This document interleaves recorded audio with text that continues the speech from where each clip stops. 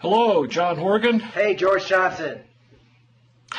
How are you? I'm fine. How are you?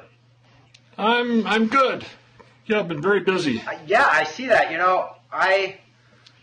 George, you've got to, I don't know, tweet me or wink at me or do something when you post on your new Discover blog, because just this morning at the last minute I thought, oh yeah, George, he has this new blog. I should be looking at some of the things. Oh he's yeah, written, right. Written, because I did see your Slate piece on cancer clusters and kind of riffing on Dan Fagan's new book about the Toms River cancer cases. But then that led me to back to your blog, and then I saw all these other things that you'd written. Oh yeah, I've been posting about 2 or 3 times a week, but yeah, I wish there were a way, there probably is that I just don't know about, but where you could put people on an email list, so if you posted a blog post, it would automatically inform them. I think I'll go and look for an RSS feed. I think that's what that does, right? Oh yeah, you do use RSS? I never have before, but I think it's I don't either. I mean, I used to, and then I just kind of stopped using it. But it's apparently, I don't know. Yeah, I was looking. I didn't see, because a lot of times you'll see an RSS button, up in the address bar, and I didn't. They don't seem to have that. But I should look into that. Well, because I tweet every time I write something, I tweet about it, and people are. Yeah. Oh, I do that too. And people I just haven't been seeing my tweets. Except then, I've fallen out of the habit of checking my tweet feed for links. I see things by people I know sometimes, but it's kind of random. I mean, I know. Unless you're checking all the time, they've already flowed past you. So yeah. Well, do you do this? Do you use the software called TweetDeck? No, I don't. God, I can't believe we're talking about this. Tweeting, TweetDeck. Yeah.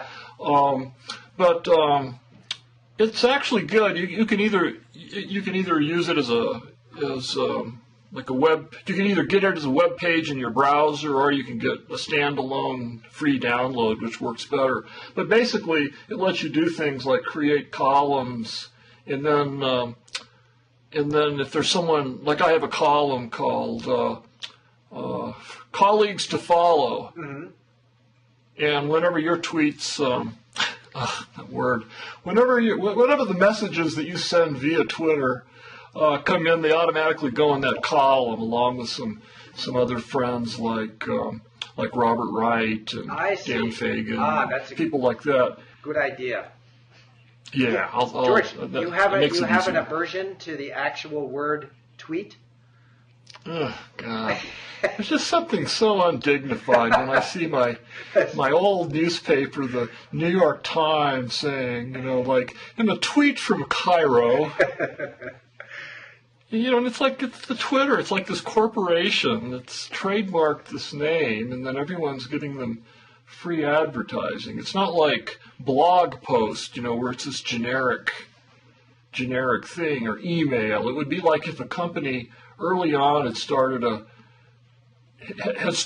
then named themselves email, and then somehow copyrighted the name or trademarked the name and patented the technology, and every time you sent an email it would have to be capital E-M-A-I-L with the little R registered trademark in the circle, and then you would get free advertising every time someone referred to an email. I mean, oh, George, you big grouch. Well, the only problem I have with it is that to me that the terms tweeting and Twitter evoke, I don't know, like a slumber party of 15-year-old girls.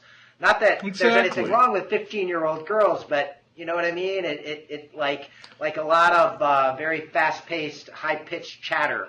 That which is kind of what most of it is. Yes, but exactly. I have learned to find. I mean, I really do check it every day, because the thing I found is it really is great for just the serendipity effect of being steered toward things you never would have known to read. Yeah. Otherwise, or you find out that there's a and it's great for following. Yeah, before it's on the news. Yeah, and No, I can't remember exactly what it was, but there have been a couple of times when I've seen something on a Twitter feed and I've written about it for Scientific American the day before the New York Times covers it, which is kind of cool. Ah, yeah, it is. Yeah. No, it's definitely a valuable resource. I wish there was another name for it, where people could come up with something generic, like when you're referring to RSS, or you're referring to a text message, but just to have to use these terms, Twitter and tweet, just really. It's good for you, George. It makes me cringe, but softens, it's too late now. It softens your. I said the same thing about. It softens your grumpy old man image. Yeah, no, it's really how I feel. I know. Hey, but let's get to substance. Can you tell us? Yeah, give us the gist of your piece in Slate, because I thought that was really interesting. Oh, well, thanks. Well, this is about cancer clusters, and as you can imagine, it's one of my favorite kind of phenomena where you have, this data which may be random. In fact, it's going to be mostly random noise, and then you have to look at it and see if there's a signal there. In other words, you're looking at all of these correlations between cancers in a certain population, like in Toms River, New Jersey, or Woburn, Massachusetts, or Hinckley, California. And then you have to see in the data whether there's a statistically elevated number of cancer cases, and if that can be traced to a certain likely factor, like pollution in the water or the air or both. Right. And yet these signals are so weak that it's very easy to see order where there's really randomness. And by the way, George, I have to say that I don't know if you invented this analogy, but I love your image of scattering a bunch of rice grains across a chessboard and then counting the grains that landed in each square as an analogy to cancer epidemiology. That was it was so crisp and simple. Versions of that have been used before, but it definitely stuck in my mind because, you really get this idea of random clustering. Yes. And yet some of the clustering is not going to be random. But what really struck me, and this was while I was writing my book, The Cancer Chronicles, which, I just finished doing the galley corrections. So one more pass of the galleys, and then it's out to press. But anyway, while I was writing that, I got into reading about cancer clusters, and I was just amazed to learn, one, that the Erin Brockovich case, that there was not a cancer cluster there, or at least one is yet to be found, even though there was certainly and is water pollution, and that in the United States, so far there's only 2 residential cancer clusters, where that have been verified. Or not even verified, that have been linked very, very tentatively to a possible carcinogen. And one of those is in Woburn, Massachusetts, and Toms River, New Jersey. I found that really fascinating. I mean, I was astonished that, I saw Erin Brockovich, and I just thought it was such a wonderful, inspiring story of truth and goodness triumphing over greed and evil. And you're telling me that company was not guilty of poisoning the people. Oh, no. Pacific Gas and Electric, they actually, rather early on, they owned up to the fact that there was a plume of chromium-6 that had resulted in cooling water. Basically, they were using cooling water to cool this natural gas pumping facility out in the Mojave Desert. And then when the water was used, it would go into an evaporative pond, but it was unlined, so the water leaked down and got into the aquifer. So there was definitely higher concentrations of chromium-6, right?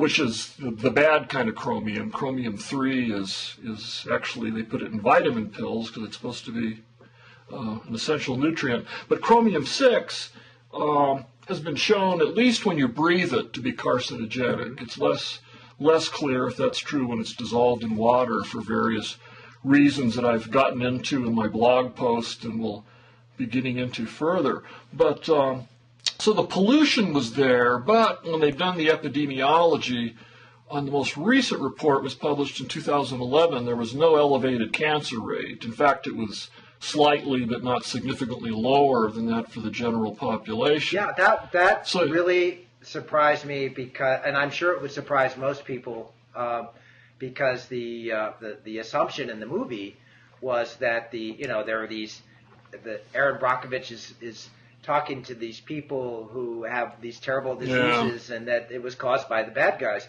I would assume that this is also true. I mean, George, I feel like you need to look at fracking and the epidemiology, linking or not linking the distribution of fracking wells to various problems that people are reporting. So you're saying you can definitely trace certain kinds of pollution to some of these industrial processes and plants and so forth.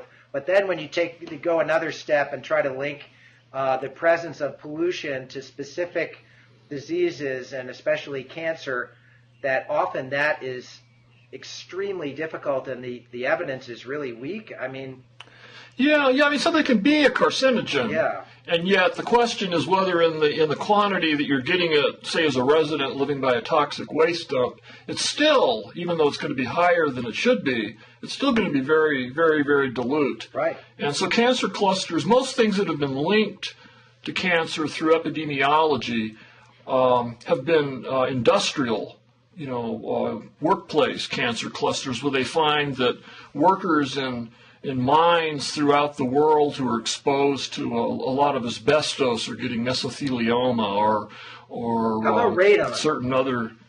Radon, or uranium miners and radon. I mean, radon's not nearly as bad as it seems from. I mean, it's not as bad as it sounds like from the average article you read warning you about getting your radon test. Well, but I remember I looked into radon when I was buying a house in the early 90s, because it was a big deal there, and you were supposed to hire radon testers and all this. And, here too. And so I actually did an article for Scientific American because I wanted to understand the science myself. And what I found was that the studies linking radon to higher cancer rates were of these miners who were exposed to extremely high levels, but it tended to be only miners who also smoked.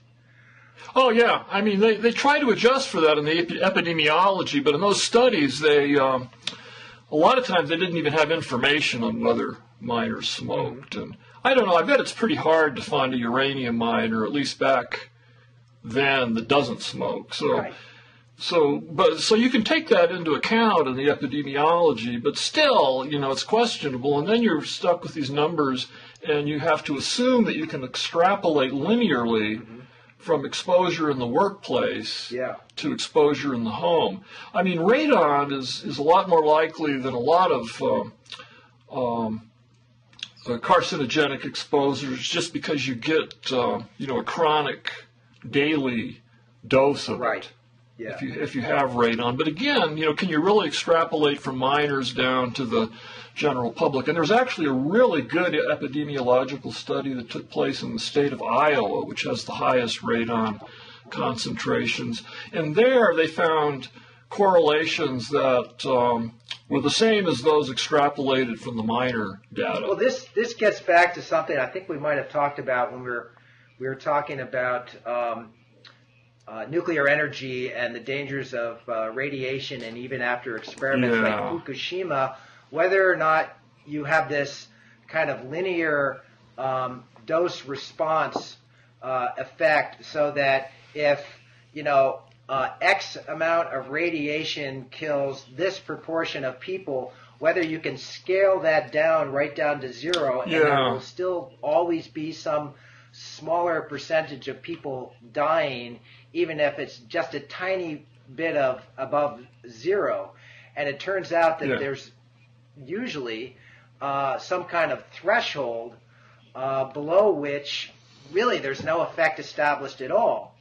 It's controversial, because the assumption for most radiation epidemiologists is that the dose is linear, because even if you have a very small dose, if you get an alpha particle striking the DNA of one of your cells, it's going to cause, very possibly cause genetic damage, or it's going to zip through the cytoplasm and create oxygen-free radicals that will, add to the corrosion of the genome. So, but on the other hand, there's this whole school of thought of something called radiation hormesis, which actually, posits that at very low doses, radiation has beneficial effects, which is, as you can imagine, really controversial. I get into all this in my book. In fact, I have a chapter where I describe getting a radon test done at my house, and then this causing me to actually unpack the statistics and see where these numbers come from. And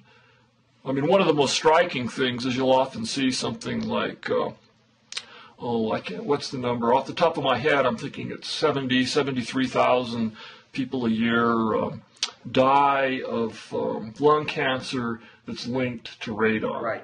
I mean, and but then when you look down in the footnotes, which usually doesn't get into the press releases from the Environmental Protection Association, you find out that that 90% of those cancers were also linked to some degree or another with smoking cigarettes. So all these confounding factors.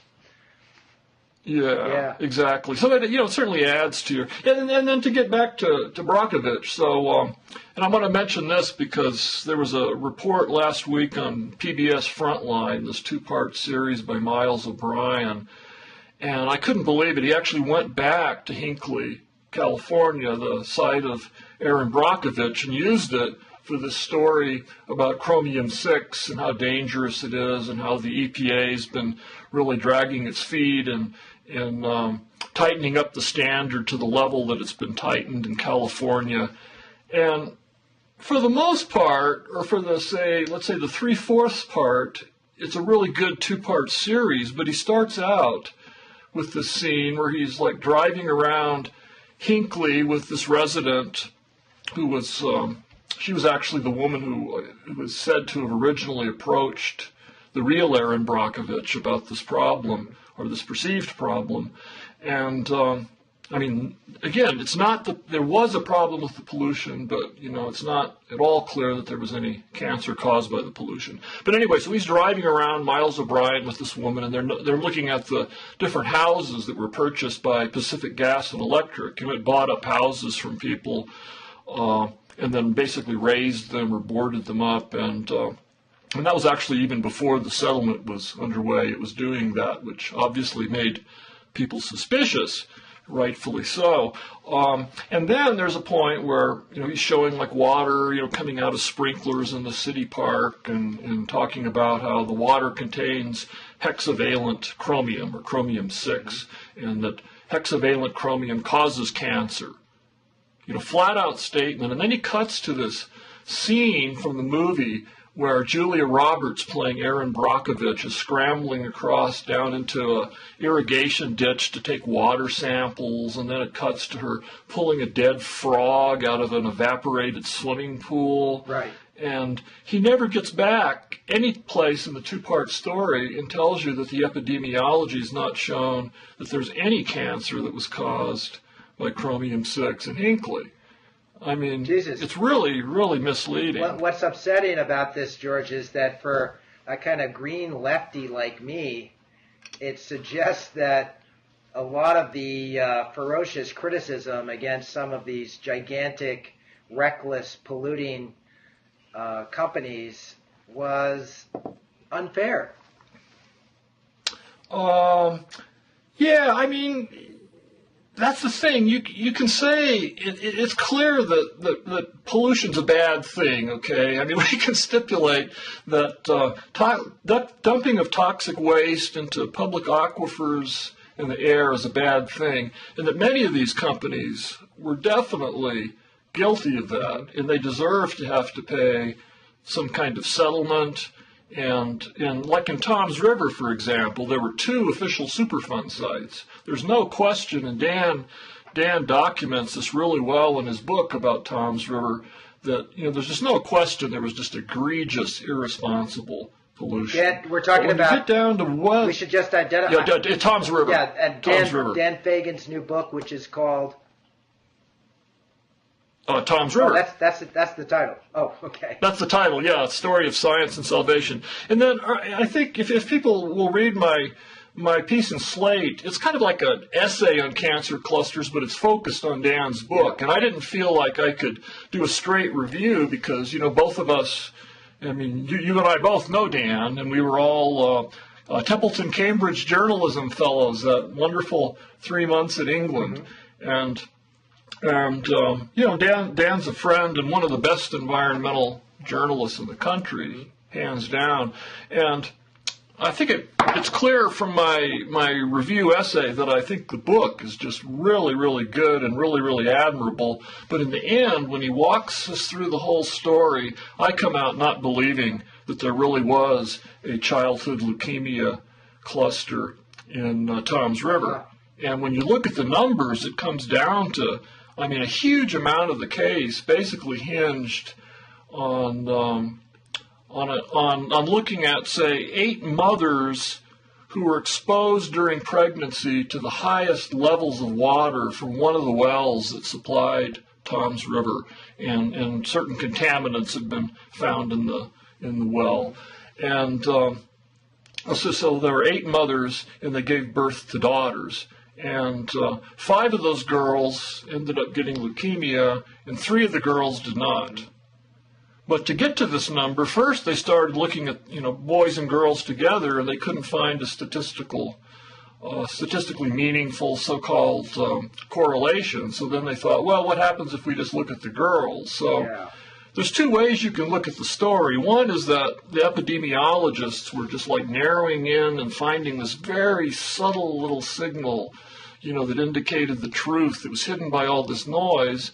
Or you can also look at it as that they were like basically slicing the data this way and that until they found something that hinted at a possible correlation between leukemia and pollution. And in this case, the state concluded with, quote, considerable uncertainty that they found data supporting the hypothesis that the leukemia had been linked to the pollution. But, we don't really know one way or the other whether anyone got cancer in Tom's River from the pollution. Where did he come out?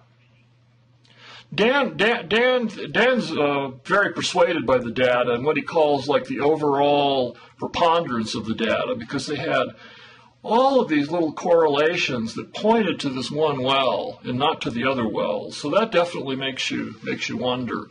But almost all of those correlations had to be put to the side or discarded because they weren't statistically significant. Right. But again, that's a hairy issue because something can be statistically significant and not really be significant in the way that you and I and everyone uses the word. And something can fail the test and be statistically insignificant, except something real still could be going on. Yeah. Because there's just so much noise in the signals. And you get down to a cancer cluster, you're not talking about thousands of children or hundreds of children. At most, maybe dozens of children over a period of more than a decade in a population of 70 or 80,000. Right. And so, again, it's a tragedy if any of those kids got leukemia who wouldn't have otherwise from this pollution. But it's almost impossible to say one way or the other. And in this case, just like it did with Erin Brockovich and just like it did with the civil action, which was Woburn, Massachusetts, it came out to settling out of court because I think the lawyers knew that it could go either way before a judge, and of course the companies wanted to get this out of their way. Sure. And again, these companies deserve to pay for the pollution. Mm-hmm. So I don't defend them at all, but it's just not clear that this was a source of cancer. That's science with real consequences. And I thought your piece in Slate, there's so much emotion that's brought to bear in cases like this, and people's politics. Certainly, my politics affect how I view some of these cases. I mean, you want to root for the little people against the bad guy, but but you know, it's so important to really go with what the data tell us. So and how do you do that? I mean, it's just so disheartening sometimes. Like this morning, the first thing I see when I check my email is a comment on my blog about Erin Brockovich. Just this really sarcastic thing saying like, well, this is just what we need, more crusading journalists like you. How about this? Every day from now on for 20 years, you drink a glass of water with hexavalent chromium just to show us all how safe it is. Right. Which is completely not what I said. Yeah. Nowhere do I say that hexavalent chromium is good for you. Right. Or even that it's not carcinogenic, at least when breathed. But you can't say these things no matter how measured you are, no matter how much you give the analysis, and you still get blowback from people that say that you're supporting the evil corporation. Sure, that's inevitable. Hey, George, maybe we should switch to something that is a little less controversial. Okay. I just wrote an article. I mean, I started working on the goddamn thing probably, 18 months ago for National Geographic, and it finally came out. This is, I'm just holding up the cover spread. It's called The Drones Come Home. And I just wanted to let people know that this thing finally came out. It was really a lot of fun to write, and the focus is on not the military drones, which have been covered to death, but on how this drone technology now appears to be migrating to the United States, and or it's poised to migrate here. There are a lot of law enforcement agencies and other groups who are just dying to get their hands on this technology, and so I talk about some of the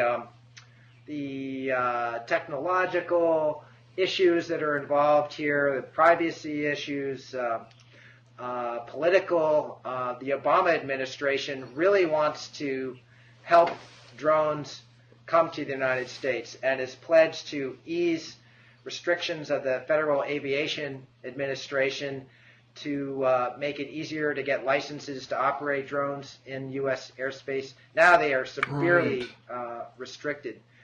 And already there are civil rights groups who are really worried about this. There are some communities that have already tried to prohibit law enforcement agencies from having drones in their communities, and I think it's going to happen.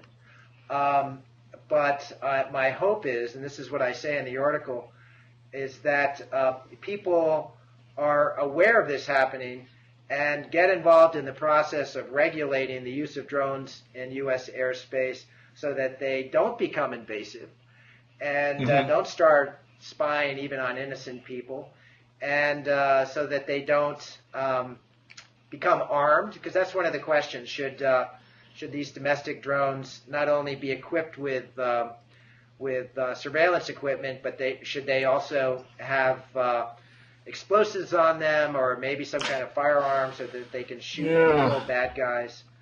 I was just amazed by this article. I read it as soon as it came out, and I had been completely ignorant of the whole issue of civilian drones being used by police departments in the United States. It's stunning stuff. Well, it's happening on a very tiny scale now. I actually hung out for 3 or 4 days with a group of sheriffs in Grand Junction, Colorado. I think they were the first law enforcement agency to get permission from the FAA to fly drones in any significant way, and it's basically because there's nothing out there.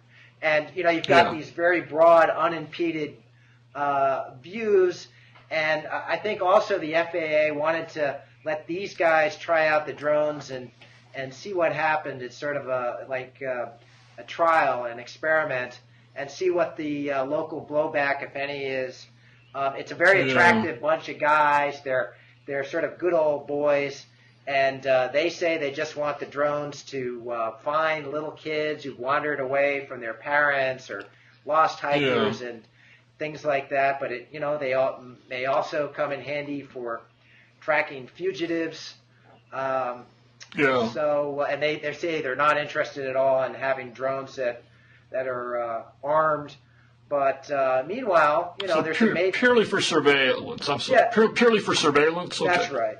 But even the surveillance technologies are incredibly sophisticated. So, there are all these hobby drones out there already, but they have, generally you have to fly them with a joystick, and it's got to be line of sight. What's amazing about these new drones that are inspired by some of the technology developed by the military is that they've got a lot of intelligence built into them. So this drone that I was flying, for example, that was designed and built by a retired Air Force captain who was based in Denver, you can operate it with a laptop or a handheld device like an iPad or something, and it'll have a Google map or some other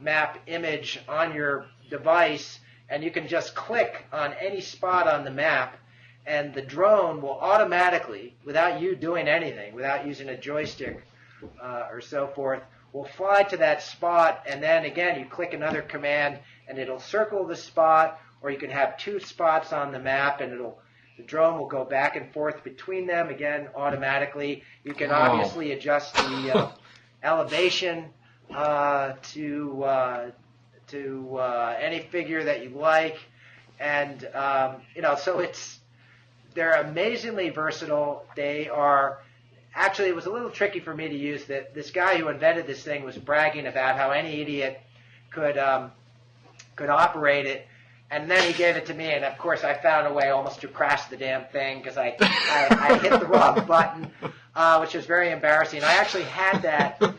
I had that in the original draft of my article, how I opened with me almost crashing the drone, and this guy is yelling at me behind me. But that's my great. editor decided in his wisdom that that would be either unfair to me or to the designer of this drone. That would have been great. Yeah, I can see his point, but you could use that like as a blog post or something. Yeah, maybe I should. The original draft had a lot more instances of drones basically fucking up. I also went to Wright-Patterson Air Force Base, where there's a lot of drone research going on, and I went into this laboratory where they're working on all these fancy navigation systems. One of the technical issues involves trying to find navigation systems that are not based on GPS, because GPS it can be vulnerable in certain situations. There was this highly publicized case more than a year ago where a CIA drone was brought down in Iran, and the Iranians captured it and then showed it on television, and it was very embarrassing for the CIA. And the story was that the Iranians had hacked into the GPS navigation system of the drone, and they fooled it and got it to land in Iran instead of its CIA base. And so now the Air Force is trying to develop alternative navigation systems. And so I was in this lab, and they were showing off this new navigation system with a little quad rotor, one of these drones that has 4 little rotor blades on each corner, and it was funny because the thing crashed the first 3 times the guy tried to show me how it worked, and he'd been giving me this big riff about how our essential mission is reliability and safety and everything like that. And this thing was crashing into walls and flipping over and so forth before he finally got it straightened out.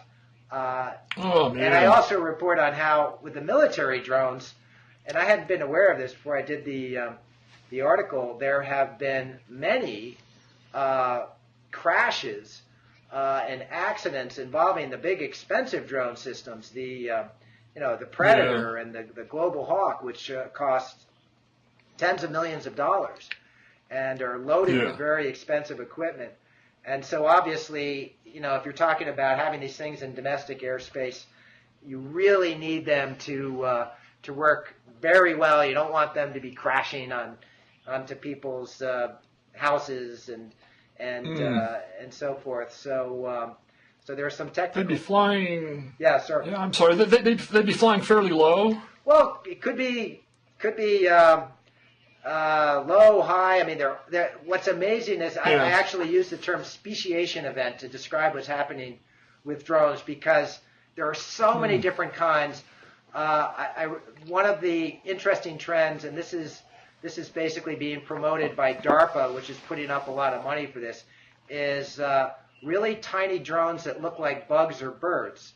So these would be drones that hide in plain sight, and they're supposed to fool people. They could be just so small that you don't notice them, but they could also be designed to look like moths, and I actually saw a drone that looked like a moth, or hummingbirds. There's been a lot of publicity given to this hummingbird drone, and the whole point is so that they could be ubiquitous, flying all over the place, and people don't even know they're being spied on. Now, there are some really significant technical obstacles to that. Probably the biggest one is to have a battery that's powerful enough so that you can have, let's say, one of these little hummingbirds flying around for an hour or a couple of hours. Now I think they can only stay aloft for a few minutes in general. They use as much energy as a hummingbird. Yeah, but there's a lot of money flowing into this. And the Air Force is a little careless in its publicity. I saw when I was at Wright-Patterson, I went to this facility for testing mini drones, and they did a lot of classified work there, and they didn't want to show me an actual demonstration of one of their test drones.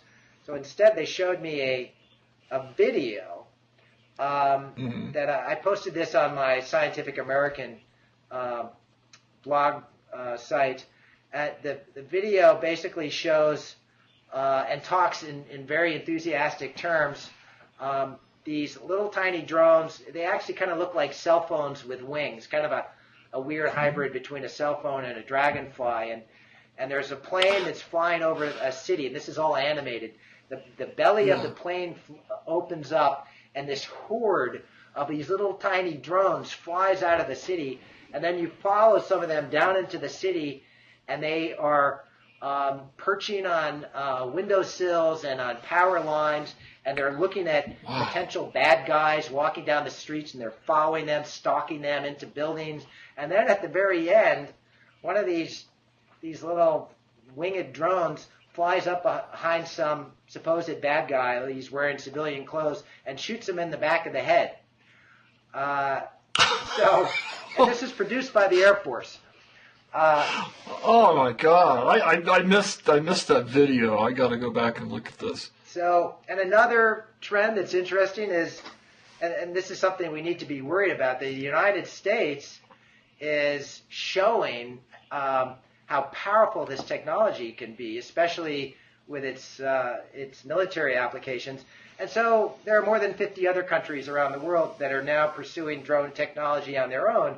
So there's this tremendous new arms race going on, and we have to fear being attacked by drones. There are some militant groups like Hezbollah that also have their own drones.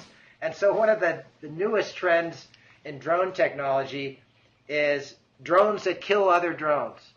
And I talked to a guy, a software developer from a company called Proceris, who is working on this. And the idea is that you have drones that can recognize even very small drones and either crash into them, or they have some kind of little firearm or missile that can shoot down the other drone. And this is something that the United States is very sort of quietly very worried about. And I actually saw a video taken from an exercise. It's called Black Dart, in which a drone penetrated some U.S. facility. I wasn't told what the facility is.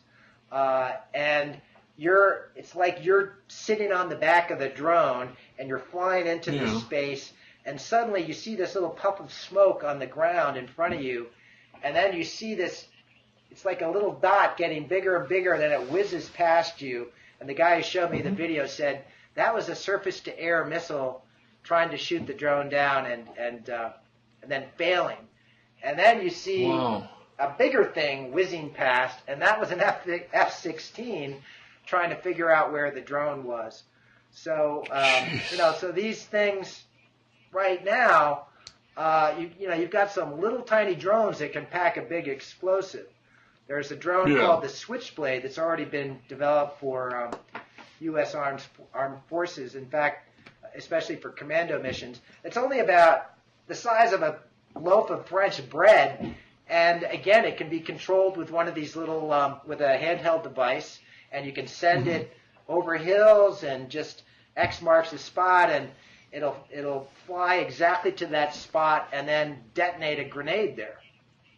And obviously, this is something that other people can use against us. I'm hoping that I kind of scared people.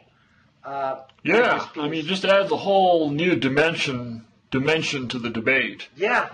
I mean, very literally. Yeah. It's very tiny dimensions, and that's something that just really blew me away, because I hadn't thought about the idea of that kind of scale. Right. Well, the hummingbird drones that you can't even see from 20 feet away, and on the other side, there are, I think, just on the drawing boards now, immense drones that are basically like a gigantic flying solar panel, maybe wings, very lightweight wings, maybe 400 or 500 feet wide, that can stay up for months at a time, that use virtually no energy at all, and are loaded with surveillance equipment. And so basically it's like a really low cost and highly maneuverable spy satellite. I see. And I think that's just going to happen. Because it's going to be so cheap that it's going to be irresistible for militaries. And the question is, again, how should it be regulated so it does what we want it to do and doesn't have a significant downside? Yeah. So the limiting factor now is really, the smaller you get them, the more, both useful and nefarious it seems they can be, and yet you have the energy constraint. Right. So, I mean, even if it's solar, you need so many, square centimeters of space to, for your solar cell to capture the light. Yes. And turn it into electricity. And of course, batteries can only get so small and hold a charge for a certain time. I mean, they must be looking into nuclear power sources, something like they use in satellites, where you don't have a nuclear reactor, but you have radioisotopes that are emitting energy, and that this energy is then harnessed. But that's for pretty low power applications, I guess. Well, yeah, and I would imagine there would be severe regulatory issues that come up with nuclear-powered drones flying. I assume there's a lot of classified work that I certainly wasn't privy to. A fascinating dimension of this is also the surveillance technology. I did an article for Scientific American about 20 years ago on an imaging technology that supposedly could see through walls and ceilings, could see. Could detect human figures. One of the technologies people were developing was just detecting the Doppler signal from a beating human heart. So you can't actually see the outline of a figure, but you can see that particular signal behind walls. And I was told by two different people, I couldn't get details on it, but that technology is already available and could be mounted on drones, so that you don't only have to have a clear line of sight to people that you're trying to track, but you can also see people inside buildings and so forth. Wow. Which to me is fascinating. So a drone is just like a platform for all these different possible technologies. Just in terms of the infrared, the drone that I was playing around with and almost crashed in Colorado had a video camera, a daylight video camera, optical range, and also an infrared camera. And the infrared camera was like military grade. And just to show me how powerful it was, the guy who designed the plane told me, he pointed the camera at me and he said, "Put your hand on your shirt, just press it there and take it away immediately." And so I did that. And then he showed me, he captured an image and then showed it to me on his laptop, an image that had been taken with his infrared camera. And there was a bright handprint on my T-shirt where my hand had been just for an instant, but had left this very, very distinct heat signature. Wow. And so obviously it would be, if you're using these to track people at night, you'd get a really bright signature. It's just fascinating. Yeah, it's very cool stuff. So. Oh, yeah. I mean, it's one of these things where you can't help but think how really important and useful these applications could be if they're in the hands of uncorruptibly good people who don't make a lot of mistakes. Well, here's the thing, George. Of course, is always the catch. Yeah, drones have already been used by human rights groups. They can be used to monitor farms, to get data from, let's say, like a Fukushima-style nuclear reactor. It would have been great to have drones to fly over there to gather information, something like the oil spill in the Gulf. They've already been used for archaeological research, for border patrol, which is more in the law enforcement agencies that realm. So this could be a wonderful technology. I mean, it already is. Yeah, because you could be reducing risk to human life. Like, I'm thinking like around here and around Santa Fe in the mountains, every summer there's one or two incidences with a hiker getting lost way up in the wilderness, above 11,000, 12,000 feet.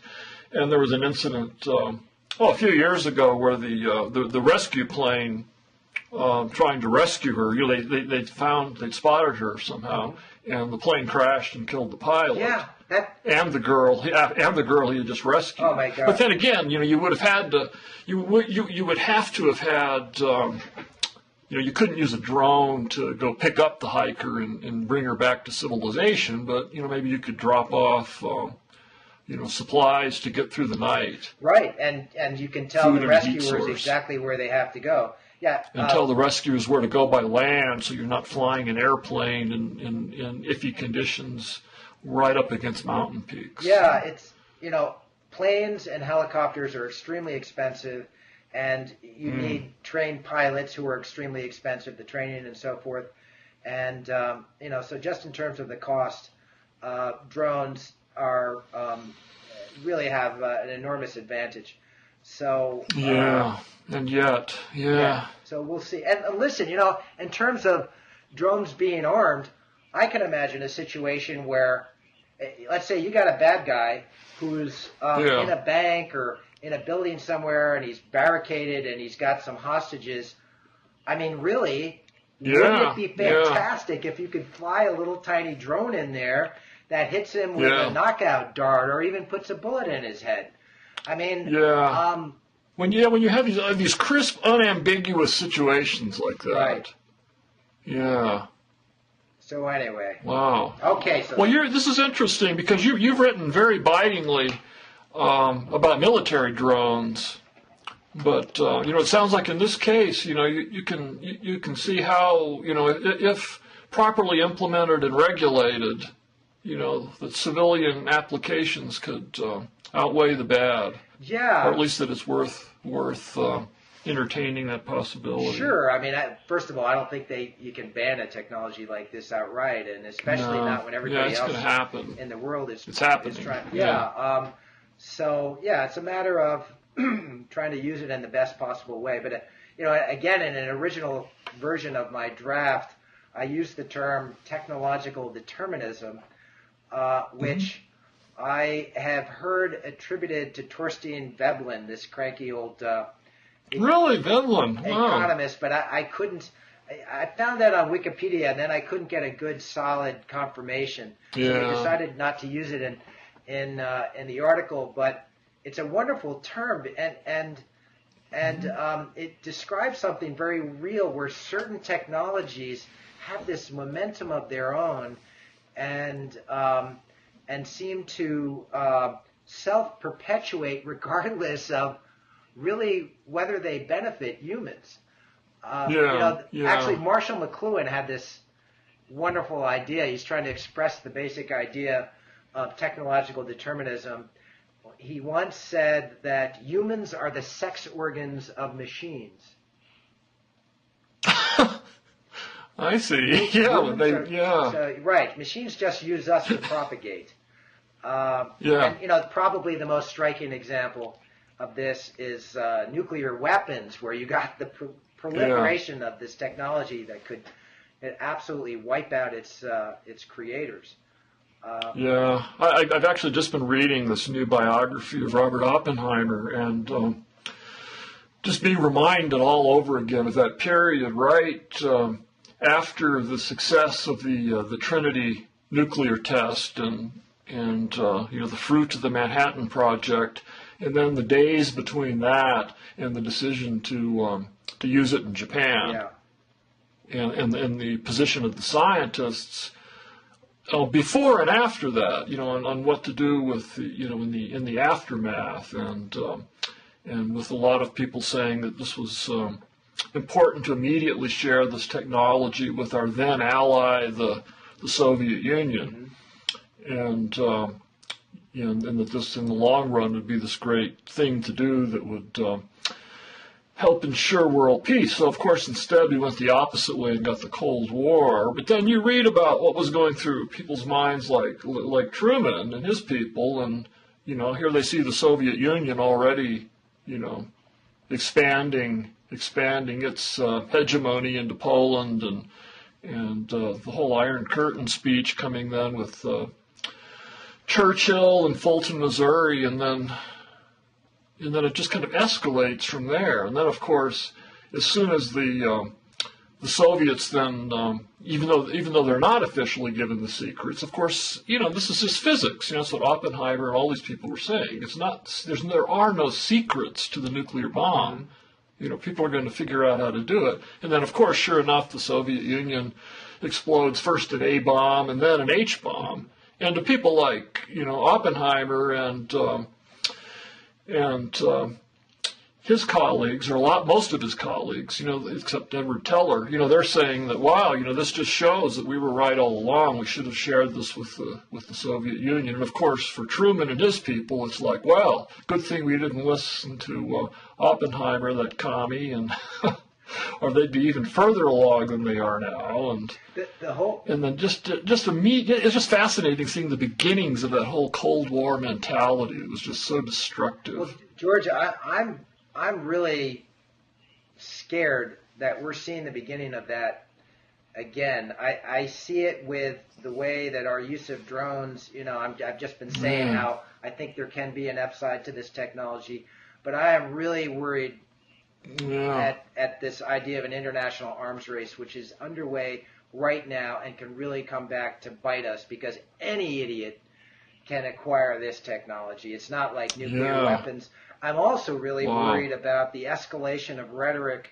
surrounding cyber warfare, and we're accusing the Chinese of attacking us, and there are all these different groups now that are lobbying for a huge buildup in cybersecurity in this country, and of course that means developing offensive cyber warfare capabilities as well, and the United States under the Obama administration has already said that it reserves the right to attack with real weapons that blow people up when it has sustained a cyber attack from some bad guy.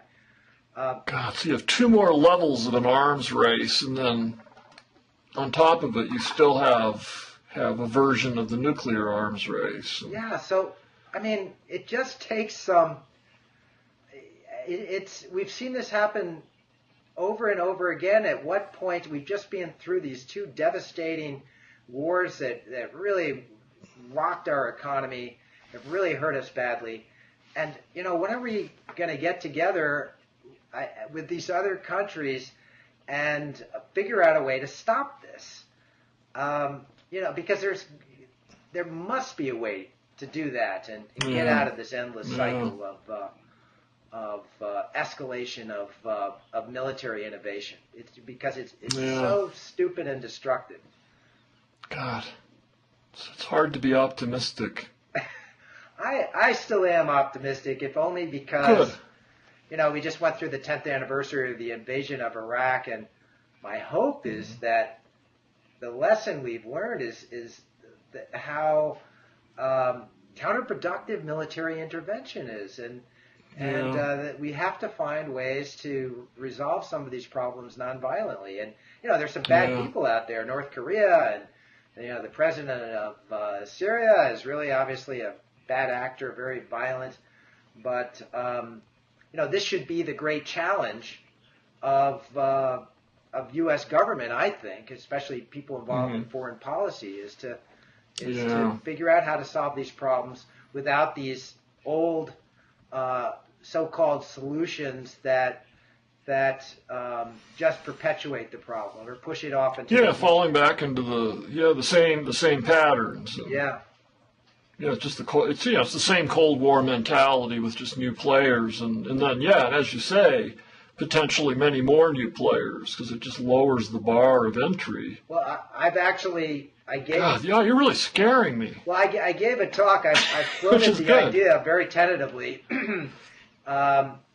that scientists and engineers should consider not being involved in any research that could have military applications, and that we should have a moratorium, because the relentless drive toward military innovation might give us short-term advantages, as it clearly has with drones, and I think probably also in cyber warfare.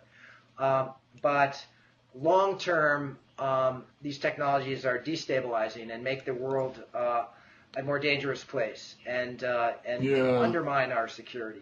So you don't even have to look at it as a moral issue. You look at it in strictly practical terms, and I think there are good reasons for saying that this particular kind of research and development, we need to find a way to stop it. Fat chance. Yeah, that's the thing, because even if you get this, some kind of, significant widespread pledge among scientists not to take military funding, well, it'd be very difficult, because, just the scramble for getting money for research, both good research and some research just to, build your own personal dynasty. Yeah, right. Through a laboratory, and, it's a mixed thing, but, and then it comes back to the technological imperative, as you say, that somehow the technology,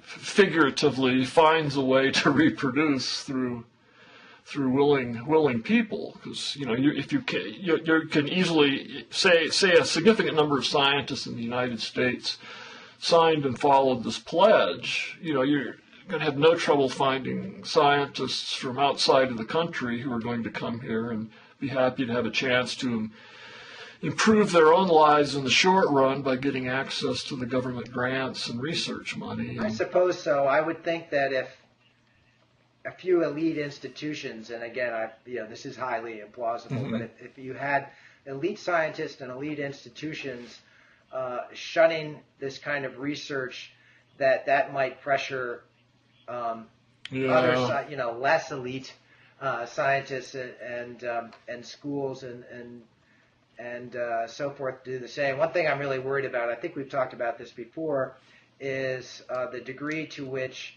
neuroscientists are going after military money now. DARPA is funding a lot of research on neuroscience, and some of the implications of that are really creepy and scary. Bionic soldiers and the virtual battlefield and that kind of stuff. Cranial stimulation. So, but this is just exactly what Oppenheimer and Robert Serber and so many of the scientists back right after the Manhattan Project, we're trying to, convince the powers that be, and if anything, it's it's a steeper slope now than it was then.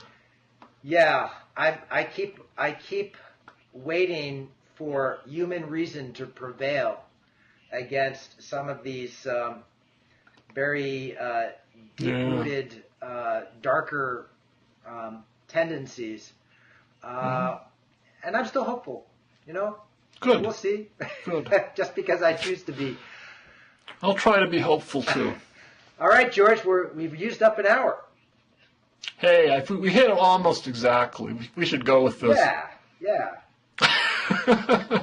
Sounds good. So, same time next month? Yeah, maybe a little earlier. We kind of fell off our schedule, so maybe we should gradually get back toward earlier in the month. And okay, next month is a lot lighter. So as not to shortchange all 16 viewers. Okay, sounds good, George. Okay. I'll talk to you soon.